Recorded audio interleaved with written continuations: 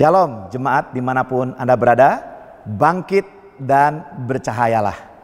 Seperti pembacaan firman Tuhan hari ini diambil dari Yohanes pasal yang ke-6 ayat yang pertama sampai ayat 15. Di situ kita melihat bahwa perikopnya berjudul Yesus memberi makan 5.000 orang.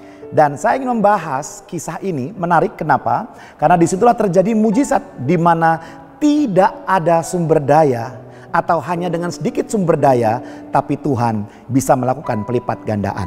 Saya percaya dimanapun Anda berada, kita semua yang telah dipilih oleh Kristus, kita ditebus dan kita diutus untuk menjadi berkat bagi orang. Kita dibangkitkan dan kita dijadikan cahaya bagi mereka. Tentunya saya meyakini bahwa kita semua adalah anak-anak Tuhan yang selalu menjadi bagian atas solusi hidup manusia, bukan sebaliknya justru menjadi sumber masalah. Saya ulang lagi, saya yakin semua kita bukanlah sumber masalah.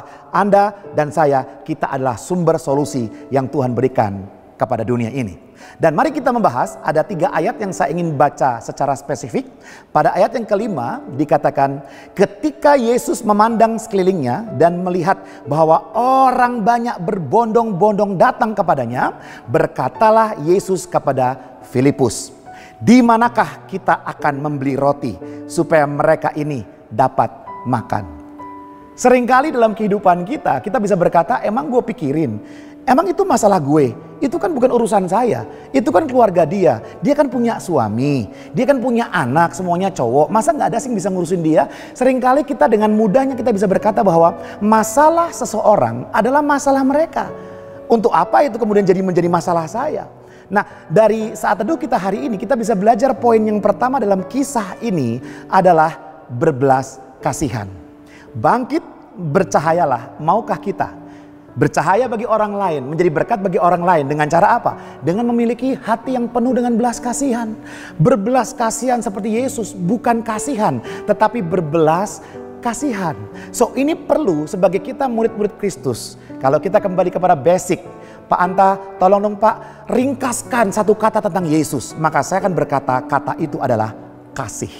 Dan jika Anda percaya Yesus, Anda menerima kasih dalam hidupmu, maka Anda akan penuh dengan kasih. So yang pertama, mari kita melatih hidup kita supaya senantiasa berbelas kasihan kepada orang lain. Dan ternyata belas kasihan saja perlu dilanjutkan dengan hal lainnya. Nah, ayat yang kedua yang saya mau bacakan adalah ayat yang ke-9, dikatakan, di sini ada seorang anak yang mempunyai 5 roti jelai dan 2 ikan. Tetapi apakah artinya itu untuk orang sebanyak ini? Seringkali kita melihat dengan kacamata manusia, uangku hanya sedikit, koneksiku nggak banyak, badanku kurang tinggi, badanku terlalu besar, kurang kecil, dan banyak kelemahan, banyak ketidakidealan kehidupan ini di kacamata manusia. Tetapi apa yang dilihat manusia sangat berbeda dengan apa yang dilihat Tuhan. Untuk bercahaya menjadi berkat bagi orang lain, milikilah belas kasihan. Dan yang kedua, bertindak. Bertindak bicara tentang kontribusi apapun yang Anda bisa berikan kepada Tuhan. Baik itu besar, kecil, atau sedang. Tuhan tidak melihat besar kecilnya. Tuhan tidak melihat jumlah uangnya. Yang Tuhan lihat adalah bahwa kita punya belas kasihan. Lalu kita bertindak. Seorang anak memberikan contoh buat kita. Walaupun itu makan siang dia. Walaupun itu makanan dia, cemilan dia. Dan dia tahu kalau saya berikan kepada orang lain, maka resikonya adalah saya tidak mempunyai apa-apa untuk saya makan. Namun orang ini patut diacungkan jempol. Dia adalah orang yang betul-betul memiliki hati Kristus. Bukan hanya belas kasihan yang saya bicarakan di sini, tetapi bertindak. Mau memberikan sesuatu yang dimiliki walaupun itu kecil. Maukah Anda berkontribusi bagi kehidupan orang lain karena tahu bahwa Yesus hidup dalam kehidupan kita? Pemberian sekecil apapun, kontribusi sekecil apapun, Tuhan bisa pakai jadi berkat.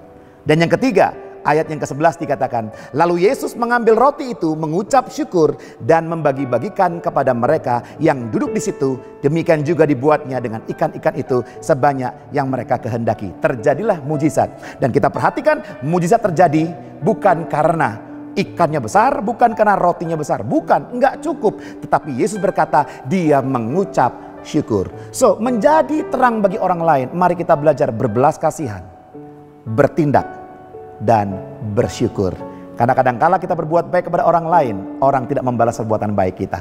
Tetapi tetap bersyukur. Ketika kita bersyukur, maka mujizat Tuhan bisa terjadi dalam kehidupan kita. Mari latih hidup kita untuk senantiasa berbelas kasihan, kemudian bertindak dan juga bersyukur. Tuhan Yesus memberkati. Terima kasih Bapak yang baik, kami mengucap syukur untuk pesan firman-Mu hari ini. Kami dimampukan untuk mengerti dan tolong mampukan kami untuk melakukan firman-Mu dalam kehidupan kami. Haleluya. Amin.